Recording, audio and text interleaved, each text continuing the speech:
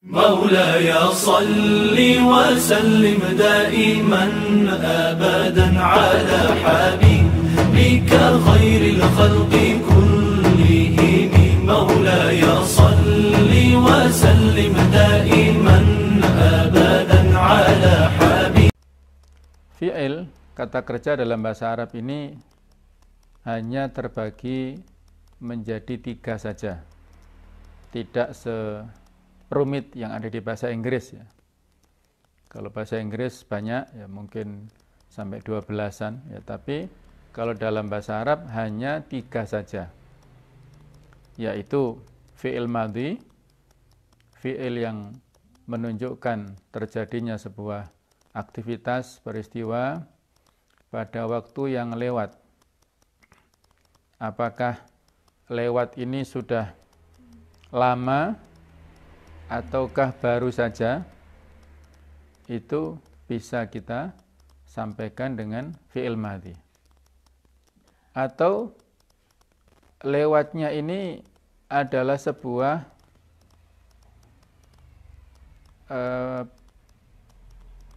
perkiraan ya. Biasanya kalau fi'il madhi dikaitkan dengan kata-kata kana. Idza kana hadara Muhammad fa ana adhabu, misalnya. Kalau Muhammad datang, telah datang, aku akan pergi, misalnya.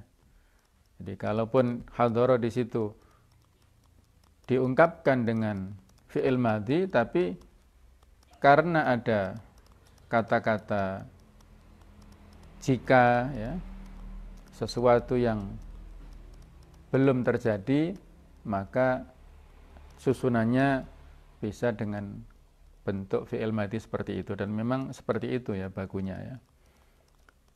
Nah, para pemirsa yang berbahagia, fi'il madhi atau kata kerja yang menunjukkan aktivitas, menunjukkan terjadinya sebuah peristiwa pada waktu yang telah lewat, ini ada beberapa tanda ciri yang bisa kita perhatikan. Yang pertama adalah bahwa fi'il madhi ini huruf akhirnya berharokat fathah. Baik fathah itu secara zahirah, maksudnya adalah yang nampak, yang jelas, atau fathah yang muqaddarah, fathah yang diperkira-kirakan. Nah, contoh fathah yang zahirah seperti kata-kata doroba. Coba kita perhatikan kata yang ketiga, yaitu ba. Ini diharokati fathah. Doroba, fataha, alima, jalasa, dan sebagainya. Perhatikan kata huruf ya, huruf yang ketiga. Dan dalam bahasa Arab itu rata-rata huruf asli yang menjadi sumber dari sekian banyak kata itu 3 saja. Misalnya ya, istighfar ya, coba kita sering mengatakan astagfirullahaladzim ya, atau mengatakan ya, dalam bahasa Indonesia juga sudah diadopsi ya, istighfar. Nah, berapa itu? Istighfar, ada 6. Nah, ada 6 huruf. Mohon maaf, 7 ya. Ada 7 huruf yang di satu kata ini, ada 7 huruf ini. Istighfar ya. Supaya enak kita tuliskan ya. Istighfar. Nah. Jadi 1, 2, 3, 4, 5, 6. Ini juga sama fi'il madhi juga. Kata kerja bentuk lampau ya. Nanti pada saatnya akan kita coba pelajari dari 7 huruf ini Oh, kalau ya, jadi kalau istighfar ya isim masdarnya 7, kalau ini istighfar 6. Ya. Jadi kalau 6 huruf ini harus dicari. Kira-kira huruf yang asli, 3 huruf asli yang mana ini? Apakah 1, 2, 3? Apakah sin, ta, ghin, atau ta, ghin, fa? Nah, ini harus pokoknya ketemu 3. Nah, nanti ada semacam ilmunya ya, ada rumusnya supaya kita tahu asli kata ini apa dan mencari terjemahan di kamusnya itu ketemu ya. Kalau kita cari istighfar di dalam huruf ya, huruf yang pertama huruf hamzah, maka nggak akan ketemu ya. Apa mencari kata istighfar artinya apa terjemahan di kamus, tapi mencarinya di huruf hamzah ini. Kemarin sudah kita singgung ya. Ini hamzah walaupun bentuknya tiang yang biasa disampaikan orang-orang alif, ini huruf hamzah ya. Walaupun tidak ada kepala ain di depan atau di atasnya ya. Hamzah. Nggak akan ketemu. Nah, dari mana nanti kita akan ketemukan bahwa asli kata istighfar itu adalah dari ghafaro. Ghafaro. Jadi ghafaro sama dengan ini. 3 kata kemudian ditambahkan. Kalau ghafaro itu memaafkan, mengampuni. Kalau istighfar memohon ampunan, meminta ampunan. Jadi ada wazan ya, istilahnya dalam bahasa Arab timbangan. Kalau wazannya istaf'ala itu berarti mengandung arti memohon. Ya. Jadi seperti ana ya'unu itu memberi, biasanya a'ana yu'inu ya, memberi pertolongan. Kalau ista'ana itu memohon pertolongan. Aghatha yughithu itu adalah memberikan perlindungan. Kalau istaghatha yastaghithu, istighatsatan itu berarti memohon perlindungan. Iyyaka na'budu wa iyyaka nasta'inu. Ada kata-kata nasta'inu artinya adalah meminta atau memohon pertolongan kepada Allah. Jadi fathah, kembali ke contoh kita. Daraba, baik fathah itu dhahirah, wadhihah, jelas nampak ya harokatnya, atau muqaddarah. Fathah yang muqaddarah, fathah yang diperkira-kirakan, tidak nampak di sini. Seolah-olah di sini huruf yang terakhir itu disukunkan. Padahal aslinya ini adalah da'awa. Tapi mengalami sebuah pergeseran ya. Perubahan dalam kata ini menjadi da'a. Nanti akan muncul pada saat waktunya ya. Itu nanti ada muncul da'aitu misalnya ya, da'autu ya, da'autu ya, itu akan muncul wawunya yang asli da'awa itu. Ud'uni, da'a yad'u, karena ada da'a yad'u ya, memanggil da'a. Baik, yang kedua tanda diakhiri pada akhirnya, di akhir kata bisa dimasuki kata ganti.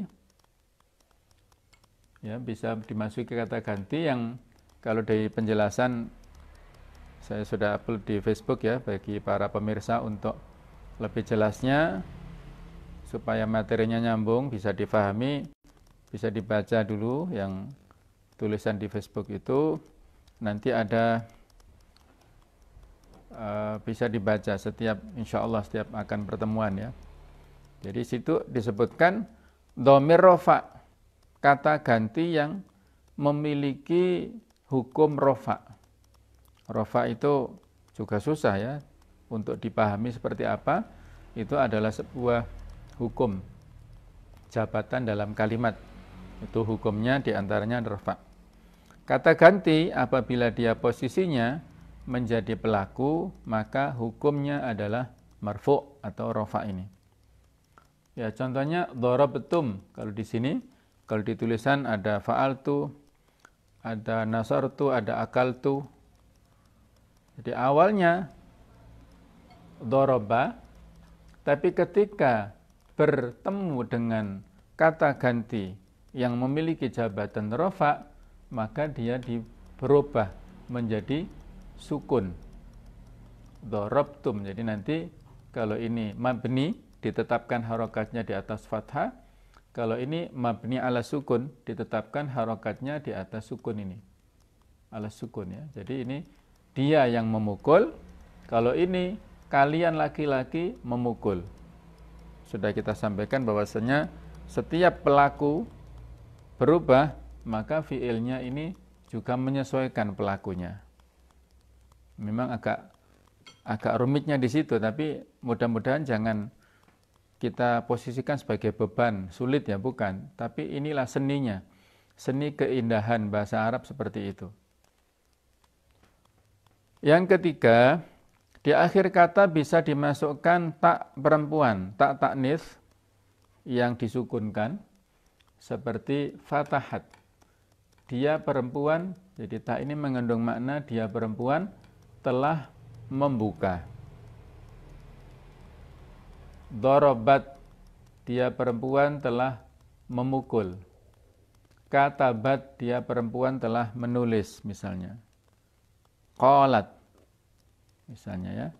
Jadi di Al-Quran nanti bisa kita identifikasi mana yang masuk fi'il madhi, insyaallah di akhir ya. Nanti akan kita coba mencari contoh-contoh ini di dalam ayat-ayat awal di Al-Quran, bisa ya kita sebagai latihan. Baik, itu tentang fi'il madhi yang insyaallah mudah. Karena sudah kita sampaikan bahwa kata ganti di dalam bahasa Arab itu ada 14, maka setiap kata kerja fi'il madhi dan fi'il mudhari' itu juga jumlahnya perubahannya 14. Nanti ada pembahasan khusus masalah tasrif ya. Tasrif itu penguraian, perubahan kata. Ada tasrif yang sifatnya lughawi, ke bawah, menyesuaikan dari sisi bahasanya. Ada tasrif istilahi, ke samping. Kalau ke bawah itu fi'il semua perubahannya, apakah fi'il madhi, fi'il mudhari', masing-masing 14. Kalau fi'il amar itu hanya 6 saja. Karena fi'il amar itu adalah ditujukan untuk orang kedua yang ada di depan kita. Misalnya uktub, orang kedua yang diperintahkan itu ya baik itu 1 orang, 2 orang atau 3 orang. Kemudian laki-laki atau perempuan, jadi jumlahnya 6 saja. Ketika kita memerintahkan kepada orang yang tidak ada di depan kita, gimana caranya?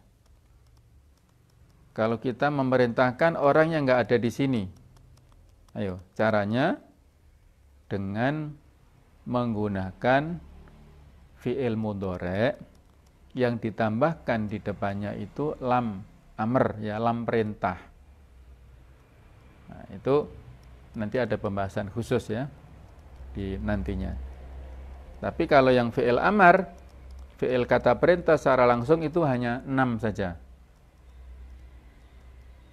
Baik, itu ya. Kemudian fi'il mudhari', para pemirsa yang berbahagia, fi'il mudhari' ini adalah kata yang menunjukkan makna sedang terjadi ataupun yang akan terjadi.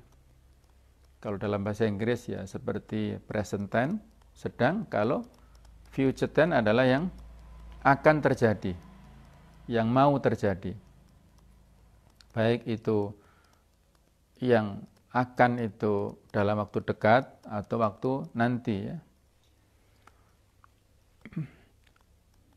Kemudian tanda-tandanya selalu diawali satu huruf zaidah, tambahan, atau istilah lain adalah harful mudhara'ah.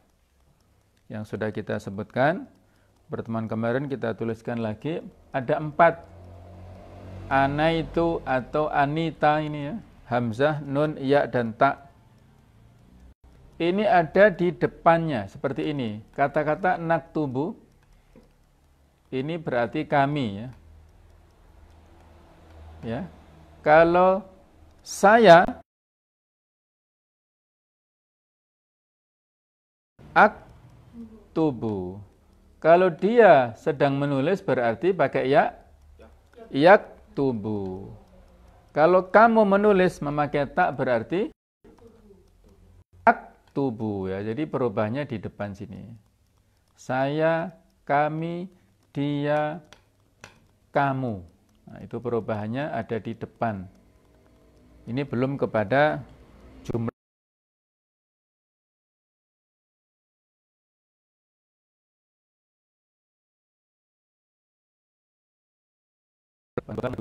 Orang ketiga, kedua, tunggal. Itu disebut harful mudhara'ah, tambahannya di depan, atau harful zaidah. Kalau dalam Al-Quran misalnya la yusminu, berarti huruf tambahannya apa? Ya, yusminu. Yughni, ya. La tasma'u fiha laghiyah, huruf tambahan di depan ta ya. La tasma'u. Jadi muridnya pinter-pinter ya, alhamdulillah. Mudah-mudahan para pemirsa juga pinter-pinter semua ya, sehingga memudahkan ya. Kalau yang belum pernah sama sekali barangkali agak asing, tapi insya Allah ya, semakin belajar terus-menerus, semakin familiar ya, semakin sering. Nanti pertemuan yang akan datang saya juga akan sekali menggunakan pengantarnya pakai bahasa Arab supaya kita lebih familiar ya. Kalau telinga kita lebih sering mendengarkan kalimat bahasa Arab, maka insya Allah kita walaupun tidak tahu maknanya tapi faham. Yang penting kan faham ya. Bahasa itu yang penting bisa difahami, bisa kita sampaikan ulang.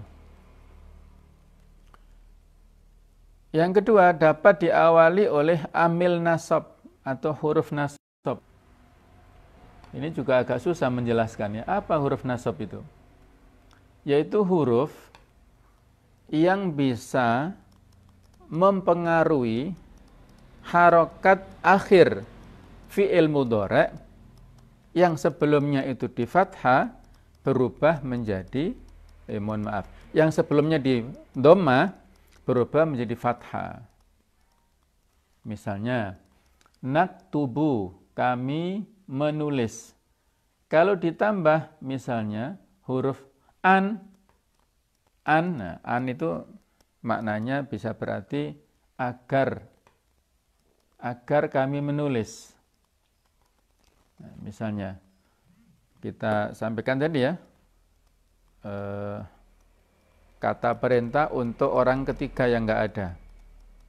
Kita katakan, ya waladi, wahai putraku, kul, katakanlah, li akhika, kepada saudaramu, an yaktub, misalnya, supaya dia menulis. Nah, seperti itu boleh. Nah, an yaktub. Yaktuba ya, an yaktuba. Atau uridu an aktuba. Aku ingin menulis. Ada an ya, saya ingin menulis. An yaktub. Nah, an yaktuba ya. Kalau kita nggak bisa tahu harokat akhir, biasanya disukunkan ya. Disukunkan kalau kita nggak tahu, tapi kalau kita tahu baca lengkap juga boleh. Uridu an aktubad darsa, aku ingin menulis pelajaran.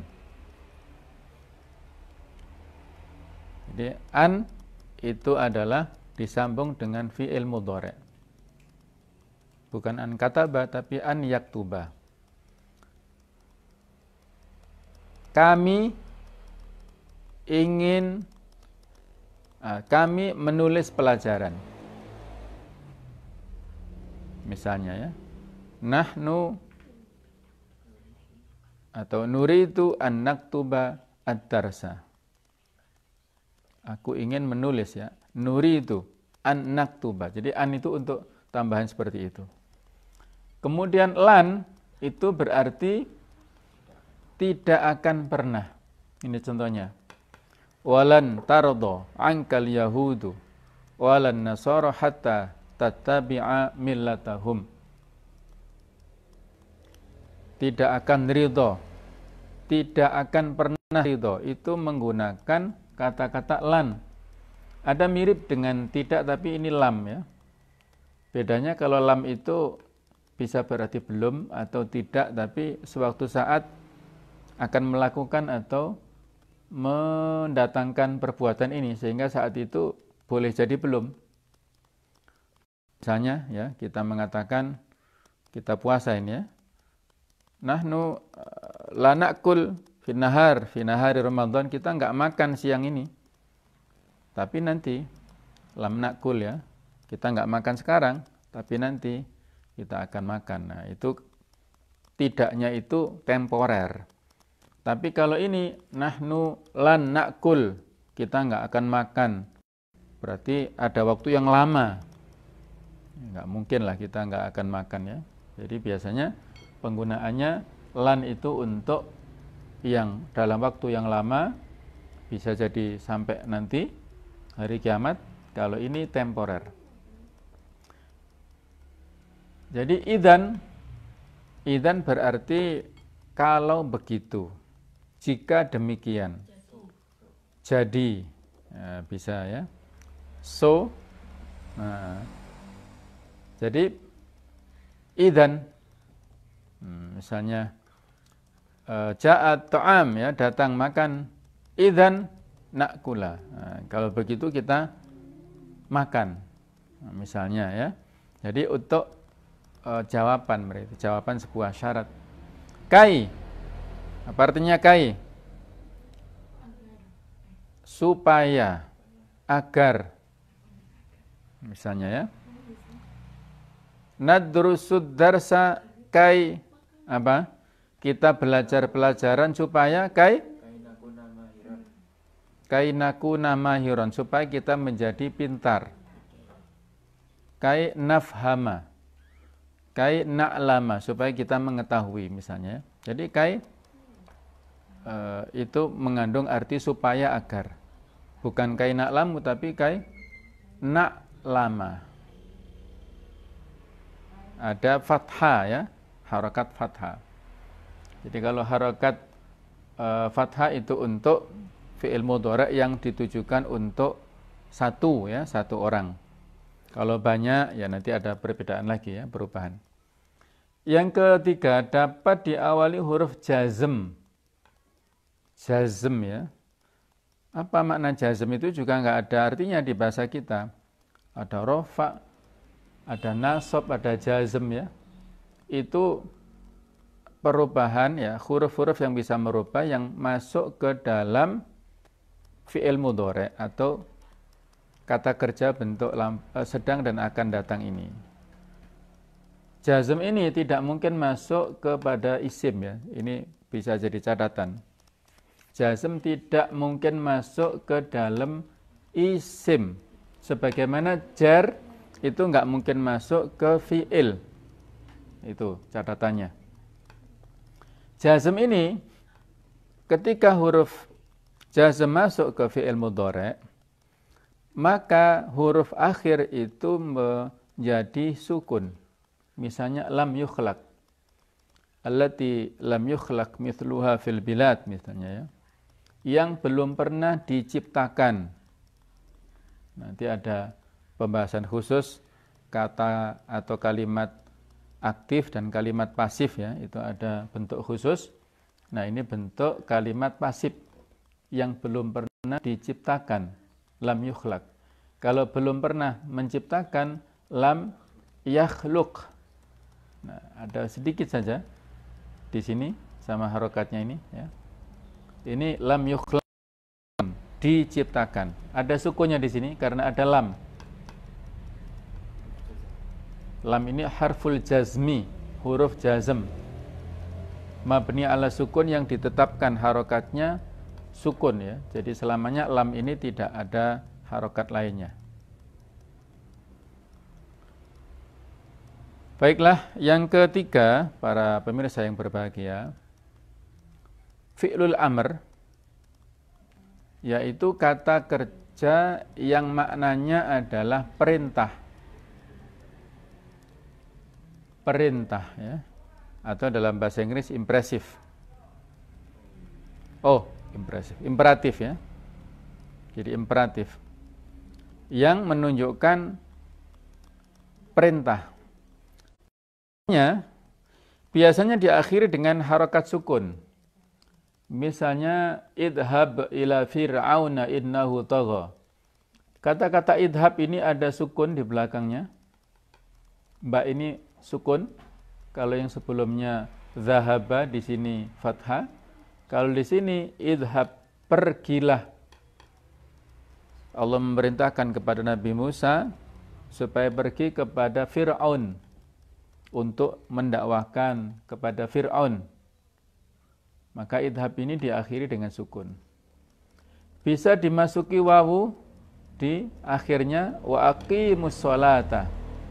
Jadi ada wawu jamak yang mengandung arti wawu jamak yang mengandung arti banyak ya. Dirikanlah kalian semua sholat. Tegakkanlah kalian semua. Jadi yang bermakna kalian semua itu wawu ini. Wa aqimu. Wa aqimu itu wawu yang bermakna wawul jama' atau mengandung arti banyak. Kalian semuanya. Kalau yang didirikan itu satu, wa aqim wajhaka litini hanifa ya. Jadi tegakkanlah wajahmu, itu satu. Tapi kalau banyak wa aqimu, aqimus shalah. Atau kalau satu aqimis shalah. Satu berarti sukun, kalau banyak berarti ada wawunya. Baik jamaah atau para pemirsa yang berbahagia, berikutnya adalah cara untuk membuat fi'il amr. Bagaimana cara membuat fi'il amr itu? Biasanya yang ada di kamus itu hanya disebutkan fi'il madhi dan fi'il mudhari'. Fi'il madhi itu disebutkan secara lengkap ya, misalnya dhoroba ini. Adapun fi'il mudhari' itu biasanya tidak secara lengkap tapi hanya disebutkan harokat huruf tengahnya. Kalau dhoroba itu yadribu berarti dia kasrah. Fataha yaftahu berarti di fathah. Huruf tengahnya. Kalau misalnya nasara yansuru berarti didomahkan. Nah, itu apa itu perbedaannya ya? Wazannya, timbangannya masing-masing berbeda. Maka di sini diketahui ya, diketahui itu dari fi'il mudhari'nya. Bagaimana cara membuat fi'il amar? Itu dari fi'il mudhari'. Jadi cari dulu. Setelah ketemu, maka buanglah huruf di depan. Tadi huruf di depan namanya apa? Huruf apa tadi? Huruf yang ada di depan fi'il mudhari' namanya huruf tambahan. Atau huruf apa? Zaidah. Atau huruf mudhari'ah ya, huruf tambahan. Itu dibuang dulu ya. Yaktubu, huruf tambahannya apa? Ya. Ya. Maka dibuang. Bisa bunyi enggak kalau dibuang? Enggak bisa bunyi. Ketep, enggak bisa ya. Harus ada bantuan diganti dengan ini ya. Dengan hamzah ya. Diganti ya. Diganti dengan hamzah ini hamzah, sudah saya beberapa kali ingatkan ini hamzah. Kemudian ba yang sebelumnya dhamma itu dirubah menjadi sukun. Gitu. Jadi caranya bisa 1, 2, 3 atau 1, 2, 3, 4 ya. 1, 2, terus tambah hamzah, ini baru yang keempat disukunkan. Bisa 4 langkah atau 3 disimpelkan bisa ya. Coba kalian atau kita semua ya, biar lebih sopan. Kita lihat harokat tak di sini. Harokat tak inilah yang menentukan di sininya ya. Kataba yaktubu di sini harus uktub, tidak boleh uktib, iktub atau nggak bisa ya. Di sinilah yang menentukan taknya ini. Uktub. Jadi kataba yaktubu selamanya yang namanya kataba penggunaannya fi'il mudhari'nya pasti yaktubu. Loh kok bisa? Iya. Dalilnya penggunaan ayatnya banyak, penggunaan hadisnya banyak. Itu yang saya maksudkan ya, patokan kaidah bahasa Arab itu baku dalam Al-Qur'an, dalam hadis dan syair-syair, puisi-puisi Arab atau sastra Arab itu. Itu menjadi patokannya. Baik, sekarang saya tes. Misalnya ya. Jalasa yajlisu fi'il amarnya Ijlis. apa? Jalasa yajlisu ijlis. Nasara yansuru unsur. Misalnya ya. Fataha yaftahu iftah ya. Bukan aftah tapi iftah. Daraba yadribu idrib. Nah, jadi harokat ini namanya huruf tengah itu disebut ain fi'il ya. Dari kata-kata fa'ala. Fa'ala. Fa itu yang di depan.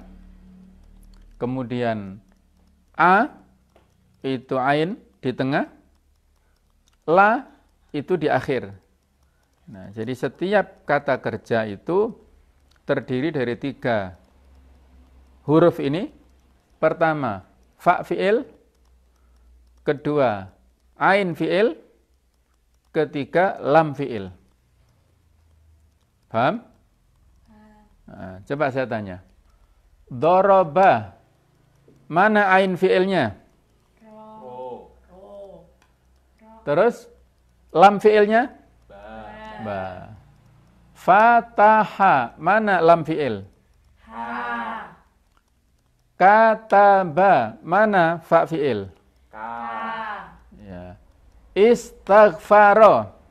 Ayo, mana fa fi'ilnya? Go. Ya. Ghin. Ini kan disukun. Ghin ya. Ghin ini fa fi'ilnya aslinya ghafara.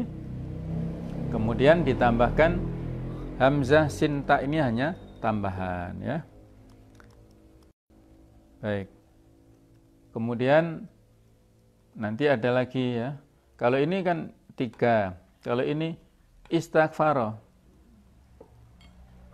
Dia telah memohon ampun. Kalau dibuat perintah, juga mirip sama di sini. Kita cari fi'il mudhari' istighfara, fi'il madinya, fi'il mudhari'nya apa? Yastaghfiru. Yastaghfiru diadopsi ke sana, dibuang huruf tambahan depannya, ya, diganti. Ini kan ya-nya tadi ya, dibuang, kemudian diganti dengan hamzah lagi, kemudian harokat fa-nya itu mengikuti fi'il mudhari'nya. Kan tadi yastaghfiru ya. Berarti fa-nya dikasrohkan. Nah, berarti istaghfara fi'il amarnya menjadi istaghfir. Kalau jamak istaghfiru ya. Misalnya ada ustadz atau mubalik istaghfiru rabbakum, mohonlah ampun kepada Tuhan kalian. Istaghfiru, istaghfiru, mohonlah ampun kepada Allah Ta'ala. Baik, jadi itu kesimpulannya bahwa fi'il adalah kata yang menunjukkan arti pekerjaan atau peristiwa yang terjadi pada suatu masa atau waktu tertentu, yang lampau, ya, yang tertentu, ya. Maksudnya yang tertentu, lampau, sekarang atau akan datang. Fi'il madhi yang menunjukkan waktu yang terjadi pada waktu yang lampau. Fi'il mudhari' yang menunjukkan arti atau waktu yang sedang atau akan datang. Sedangkan fi'il amar itu yang menunjukkan perintah, sebuah aktivitas. Apakah yang dikehendaki oleh mutakalim ini oleh yang memerintahkan, yang berbicara, itu apakah, dan pasti kalau fi'il amar itu waktunya akan terjadi, ya. Kalau sudah terjadi kan nggak perlu diperintah lagi. Pasti perintah itu menunjukkan waktu yang belum terjadi. Jadi mutakalim itu yang menyampaikan, misalnya Iqra bismi rabbikal ladzi khalaq. Kalau dalam cerita mutakalimnya siapa di situ? Kalau dalam kisah, ya, kisah pada saat turunnya wahyu. Iqra ya Muhammad. Nah, yang memerintahkan Jibril. Kemudian mukhatabnya siapa yang diajak bicara? Rasulullah Muhammad SAW, ya. Jadi di situ kata-kata Iqra mengandung arti kamu, bacalah kamu. Pelakunya itu adalah kamu. Nah, jadi mukhatab yang diajak bicara itu adalah kamu yang diperintahkan. Kalau satu berarti disukunkan, kalau dijamakkan Iqra'u. Misalnya, ya. Baik, saya akan menyebutkan di dalam, coba diperhatikan, ya. Ada contoh-contoh dalam Al-Quran, nanti coba diidentifikasi. Yang saya sebutkan ini masuk fi'il madhi, mudhari atau amr. Ada di halaman ke-3 di mushafnya masing-masing. Apabila sudah siap, bisa dibaca halaman ke-3. Kafaru. Fi'il madhi, mudhari atau amr? Madhi. Fi'il madhi. Kafaru fi'il madhi, ya. Mereka telah kafir.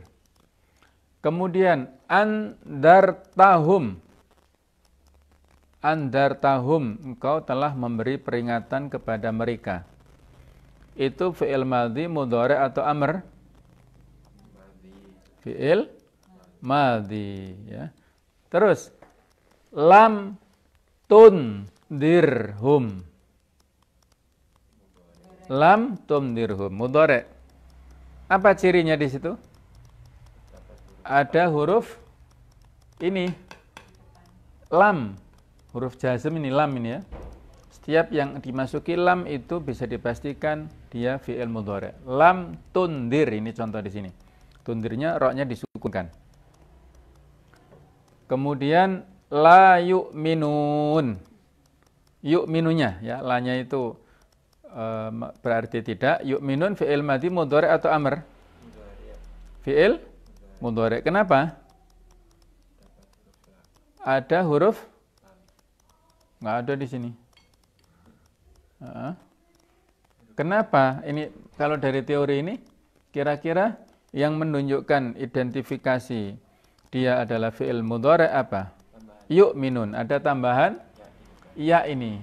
Yu'minun ini. Tambahannya di depan ini. Huruf zaidah mudhari'ah yu'minun. Kemudian khotama. Khotama fi'il madhi, mudhari atau amr? Fi'il madhi. Kenapa? Alasannya kenapa? Khotama di fathakan seperti doroba itu, ya. Khotama fi'il madhi, ya. Kemudian sam'ihim Fi'il madhi mudhari atau amr? Isim. Sam'ihim. Isim.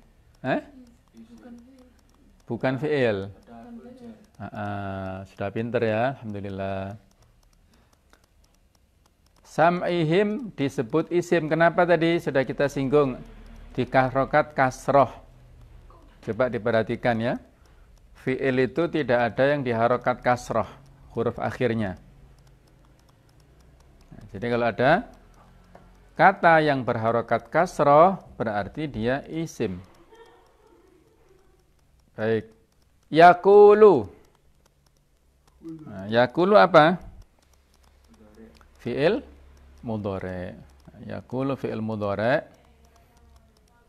Kenapa? Karena diawali huruf iya. Nah, kemudian bi mu'minin. Mu'minin apa? Isim ya, isim. Karena kita sudah melewati pertanyaannya sekalian saja ya. Kemarin sudah kita membahas teori isim. Apa isim itu? Ada makrifat, ada nakirah. Kemudian masing-masing makrifat dan nakirah ini secara jumlah ada yang 1, ada yang 2, ada yang 3. Secara kelamin ada laki-laki mudzakkar, ada perempuan muannas. Sehingga sekarang pertanyaannya bertambah. Ya, pertanyaannya setiap kali saya menyebutkan, saya pilih dulu antara fi'il atau isim ya. Tolong dijawab, diidentifikasi mana dulu ya. Misalnya mukminin, isim apa fi'il? Isim. Isim, baik. Itu dulu, oke, isim. Kenapa isim? Alasannya kenapa dia disebut isim? Tandanya apa? Harful jar. Ada harful jar yaitu bi. Bi itu hanya masuk pada isim, oke. Kemudian isim jenis yang mana? Dari 3 identifikasi itu, isim secara jelas atau belum jelasnya dia tidak ada alnya ya. Berarti isim nakirah. Oke, isim nakirah betul. Kemudian dari sisi jenis kelaminnya mudzakkar atau muannats? Mudzakkar, laki-laki. Dari sisi jumlahnya dia 1, 2 apa 3? Apa banyak? Jamak. Jadi satu isim ada 3 identitas. Nakirah, kemudian mudzakkar, dan jamak. Nakirah, mudzakkar, jamak. Baik, itu soalnya itu ya, tolong diperhatikan. Setelah ditentukan fi'il atau isim, kemudian qulubihim. Fi qulubihim. Ini sekalian ya, bagi yang sudah mengerjakan PR kemarin, barangkali sudah menuliskan, alhamdulillah. Coba kita identifikasi qulubihim fi'il atau isim? Isim. Ya, kenapa? Ada harful jar. Ada harful jar fi ya, fi. Sehingga fi itu hanya masuk pada isim saja. Baik. Kemudian isim jenis yang mana? Ma'rifat atau nakirah? Nakirah. Ayo.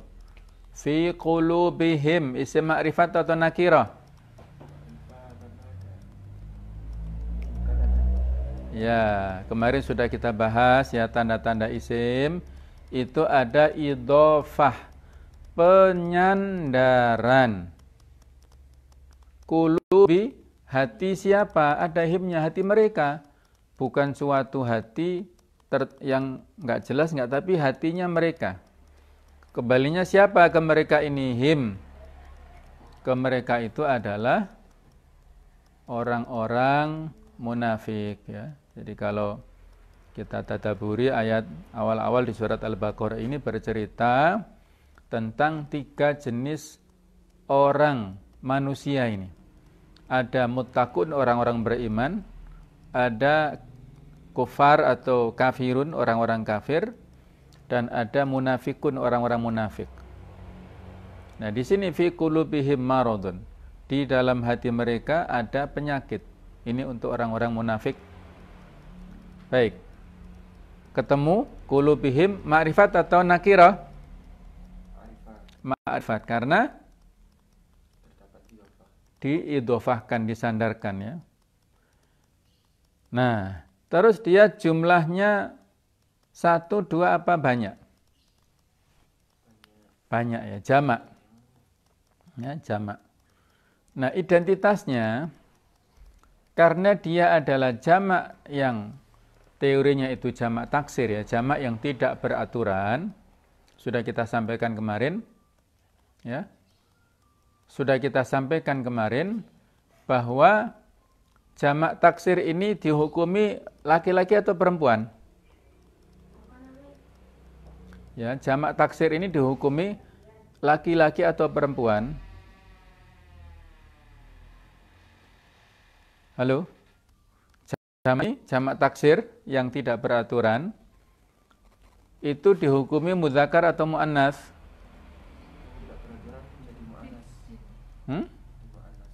Jadi muannas, muannas yang majazi ya, muannas yang kiasan ya, yang dikiaskan, dianalogkan. Jadi di sini fi qulubihim, qulubin itu adalah muannas yang majazi. Memang aslinya hati itu laki-laki ya, qalbun salim. Hati yang bersih, bukan qalbun salimatun, bukan. Tapi karena dijamakkan yang tidak beraturan, maka statusnya berubah menjadi muannas yang majazi. Setiap kata benda yang dijamakkan secara tidak beraturan, maka statusnya itu menjadi muannas yang majazi. Maradun, fi'il atau isim? Isim apa? Nakiro, ma'rifat? Nakiro. Terus jenis kelaminnya? Mudzakar. Jumlahnya? Mufrad ya. Isim nakiro, mudzakar, mufrad. Baik, berikutnya yakdzibun. Nah, ada makan yakdzibun ayat yang ke-10. Fi'il atau isim? Fi'il. Fi'il apa? Fi'il mudhari'. Kenapa? Karena diawali huruf tambahannya. Huruf tambahan ya di depannya. Baik. Kemudian la tufsidu. Tufsidu. Isim atau fi'il? Fi'il. Fi'il apa? Fi'il apa? Fi'il mudhari', betul ya. Tapi karena ada la di depannya berarti fi'il nahi untuk mencegah. Jadi sekali lagi jangan bingung ya. Saya tegaskan aslinya fi'il cuma 3. Fi'il nahi itu hanya tambahan. Kalau kita ingin mencegah, maka caranya menggunakan fi'il mudhari' kemudian didahului dengan la nahi. La yang berarti untuk mencegah.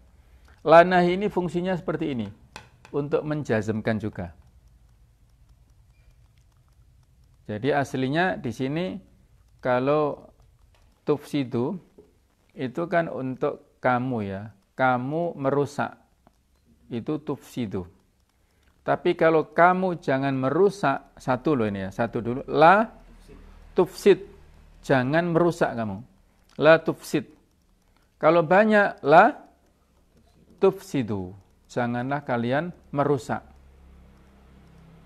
Jadi aslinya fi'il mudhari' ya, kemudian ditambah dengan la nahi, maka kesimpulannya menjadi fi'il nahi ya, yang berfungsi untuk melarang. Kataba mudhari'nya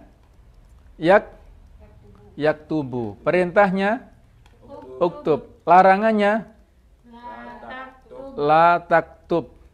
Nah, begitu ya. Larangannya harus di ta ini, karena ta kan berarti kamu.